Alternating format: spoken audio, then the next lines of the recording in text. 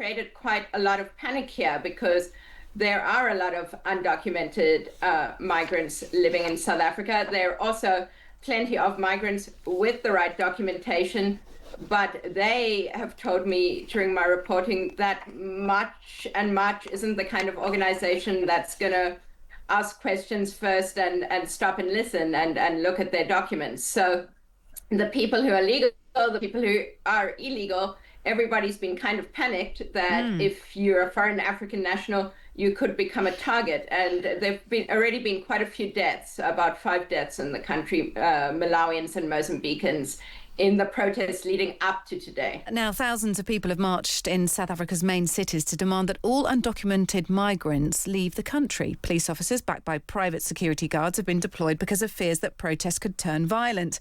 Anti-migrant groups had set Tuesday today as the deadline for undocumented migrants to leave. Many foreigners have already fled to escape violence and intimidation. South African police say 25,000 have been repatriated so far. Most are from other African countries. Well, Kait Bartlett is in Johannesburg. She is the Times writer in South Africa. Kate, good evening to you. Good evening. Hi. It's just after 9 there. You're an hour ahead.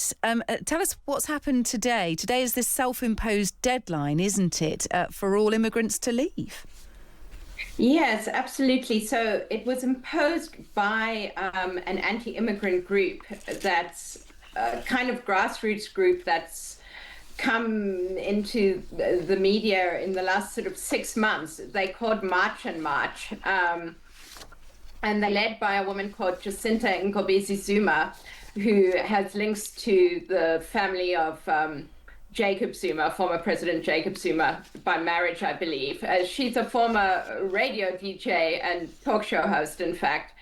And she started this movement that then gave this random deadline of June 30th, not really based on anything, a few months ago, that all undocumented migrants must get out of the country before this deadline. And it's created quite a lot of panic here because there are a lot of undocumented migrants living in South Africa. There are also plenty of migrants with the right documentation, but they have told me during my reporting that March isn't the kind of organization that's going to ask questions first and stop and listen and look at their documents. So the people who are legal, the people who are illegal, everybody's been kind of panicked that if you're a foreign African national, you could become a target. And there've already been quite a few deaths, about 5 deaths in the country, Malawians and Mozambicans, in the protests leading up to today. So there's no sympathy with these migrants at all, certainly not from this protest group. And presumably they are picking up and they're taking action because they don't feel the government's doing enough. I'm reading here that police say that more than 50,000 undocumented migrants have been arrested since January. Obviously, we don't know what happened to them after that. But protest groups here are taking over the work of the authorities. I think in a way, other African migrants have become a scapegoat for general woes of poorer South Africans. You know, unemployment in this country is over 30% at the moment. Youth unemployment is around 60%. That's huge. And this is one of the main gripes of this anti-immigrant movement, or xenophobic movement, some call them, is that, you know, foreign nationals are taking South African jobs. The data from think tanks and the government doesn't seem to back this up whatsoever. And in fact, it seems that migrants in South Africa often create jobs. They also blamed for, the high crime rates in South Africa.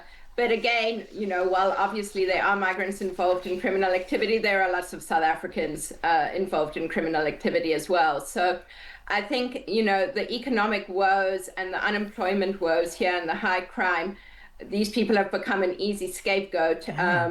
Whereas, it's actually government, it should be placed at the foot of government, these problems. Yeah, I mean, today was this deadline, this self-imposed deadline. Has it turned violent? Are there fears that it will turn violent after today? What have you been seeing on the streets? Yeah, so I was out on the streets of Johannesburg, and these marches have been happening in cities all over the country. The biggest were in Durban, where this movement has kind of sprung from. But in Johannesburg, there were thousands of people on the street. It felt quite volatile at times. A lot of people were carrying sambaks, which is a kind of whip, long whip, and people were carrying big sticks. That sounds brutal, Kait.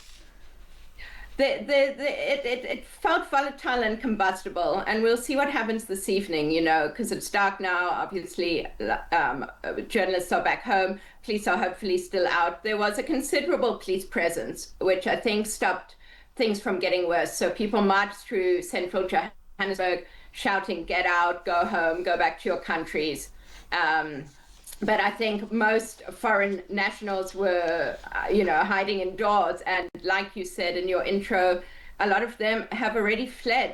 There were thousands of Zimbabweans at the border, Beitbridge border post this morning.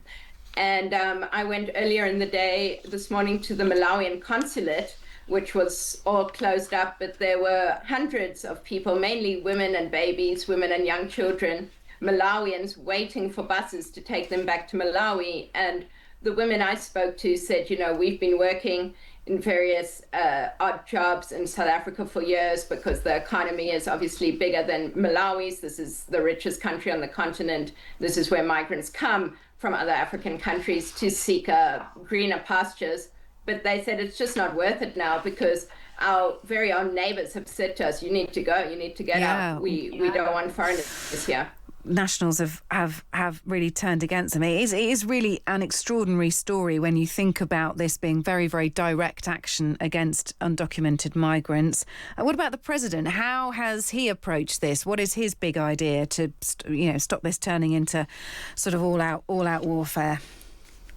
He's kind of been between a rock and a hard place in this because there have been sporadic outbursts in the past in South Africa of xenophobic violence. The worst was in 2008 when over 60 people were killed, terrible scenes, lynchings by mobs, people burnt alive, that kind of thing. So obviously President Ramaphosa does not want to see a repeat of that. And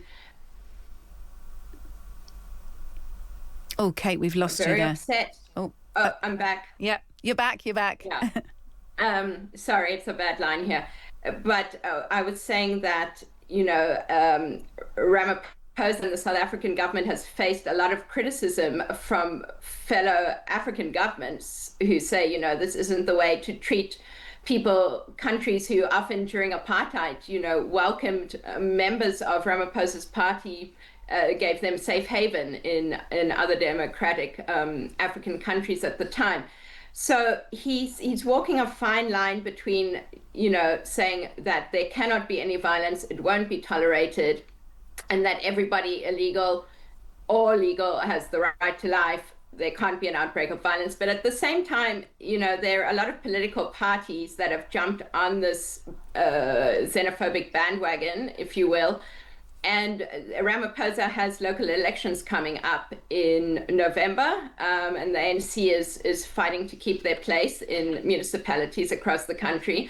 And this is a big issue, a hot-button issue with a lot of the population. Kait, thank you so much for speaking to us. It is a pretty extraordinary story. Kait Bartlett is in Johannesburg, Times writer in South Africa. We will keep across that for our listeners as well, if you're intrigued by that story.